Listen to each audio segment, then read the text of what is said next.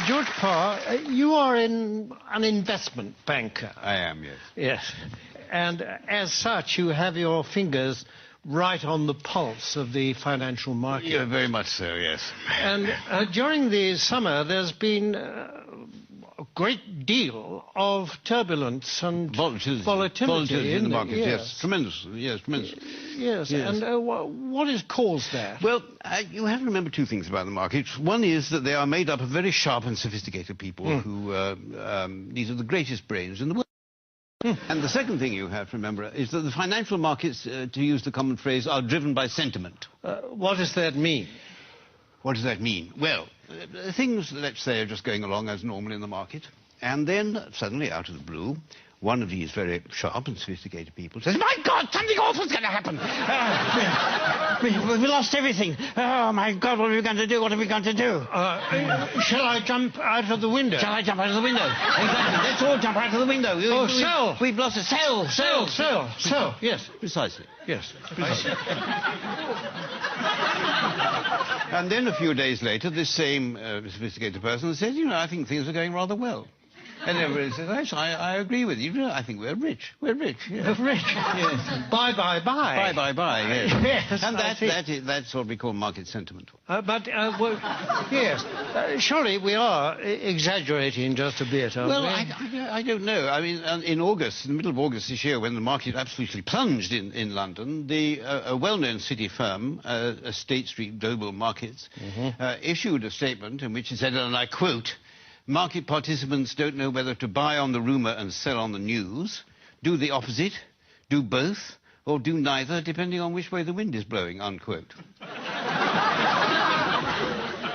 Yes, and this is the kind of rigorous analysis the companies will pay huge salaries for. Yes, exactly. And a few days later, when the markets had gone up a little bit, the senior equities advisor on ABM Ambro Morgan said, and I quote, "We're back to happy days again." Well, no price is too high for that kind of mature wisdom, certainly is it? The reason this sort of people are paid millions of pounds in bonuses. Yes, of course. During this summer, there have been actual causes behind the volatility in the markets, haven't there? I mean, specifically and especially in America, granting vast numbers of mortgages to people who can't afford them on properties which are diminishing in value. It's the so-called subprime situation, yes. The subprime market. Yes. How does that work, in fact? Well, imagine, if you can, say, an unemployed black man sitting on a crumbling porch somewhere in Alabama in his string vest, and a chap comes along and said, "Would you like to buy this house before it falls down? And why don't you let me lend you the money?" And is this chap who says this, is he a banker? Oh, no. He's a mortgage salesman. His income depends entirely on the number of mortgages that he can arrange. So his judgment to arrange mortgages is completely objective? Completely objective, yes, absolutely. It would. Yes. And what happens next? Well, then this debt, this mortgage, is taken, bought by a bank and packaged together on Wall Street with a lot of other similar debts. Without going into much detail about what is actually... Without going into any detail, no, it's far too boring. And so this is put into a package of debt, and then it's moved on to Wall Street, and it's extraordinary what happens then, that somehow this package of dodgy debts stops being a package of dodgy debts and starts being what we call a structured investment vehicle. An SIV? An SIV, exactly, yes. Yes, I see. And then someone like you comes along and buys it. I buy it, yes, and then I will ring up, I don't know, somebody in Tokyo and say, "Look, I've got this package, do you want to buy it?" And they say, "What's in it?" And I say, "I haven't got the faintest idea." And they say, "How much do you want for it?" And I say, $100 million, and then they say, "Fine, that's it." And that's the market. And presumably this package, I mean, that kind of thing can happen several times to the same package. Possibly, yes. And every time it does, of course, then you or someone like you will get a fee and a markup and a profit, yes. And so well, you can't expect us to do it for nothing. It's hard work.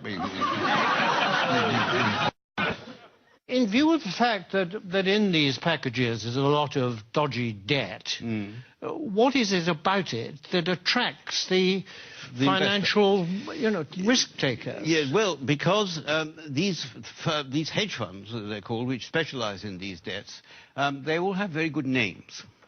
You mean they're responsible companies? No, I don't know. It's nothing to do with their reputation. They have actually very, very good names. The names they think up for them are very good. I'll give you an example. There's a very well-known American Wall Street firm called Bear Stearns, who have two of these hedge funds which specialize in these mortgage debts. And they lost so much money, lost so much of its value, that Bear Stearns announced that they would have to put in $3.2 billion into one of the funds to try and keep it afloat. $3.2 billion? $3.2 billion, yes. And even then they said the investors couldn't get any money out of it and they were going to let the other fund go. But one of these funds was called the High Grade Structured Credit Strategies Fund, and the other was called the High Grade Structured Credit Enhanced Leverage Fund.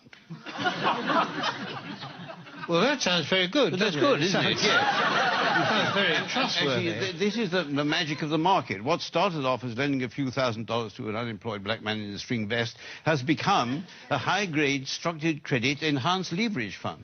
I like the sound of it. It is good. Well, it sounds very trustworthy. I mean, it's got good words in it. It's got words like high. High is good. High is good. Yes. Better than low, anyway, isn't it? Yes, absolutely. And structured is another good word. Very good. Enhanced is... I love enhanced. Enhanced is very good. I mean, I'd buy anything if it said enhanced. Absolutely, yes. Yes. It might have been different if it said the unemployed black man in the string vest fund, but yes, because then alarm bells might start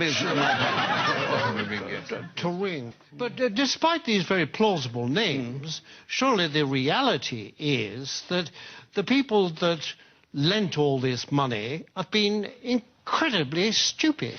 Oh, no. The reality is that what was stupid is, for at some point, somebody asked how much money these houses were actually worth.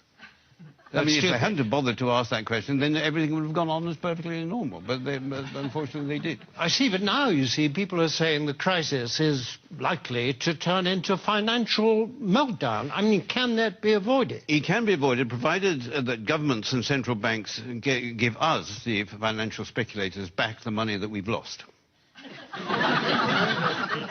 But isn't that rewarding greed and stupidity? No. It's rewarding what the Prime Minister Gordon Brown called the ingenuity of the markets. That is. You see, and we don't want this money to spend on ourselves. We want this money just to go into the market so that we can carry on borrowing and lending money as if nothing had happened without thinking too much about it. Yes, but if the worst came to the worst and you didn't get this money, what then? Well, then there'd be another market crash, and then I would say to you what people like me always say, that it's not us that will suffer, it's your pension fund. Thank you very much, George Parr. A pleasure.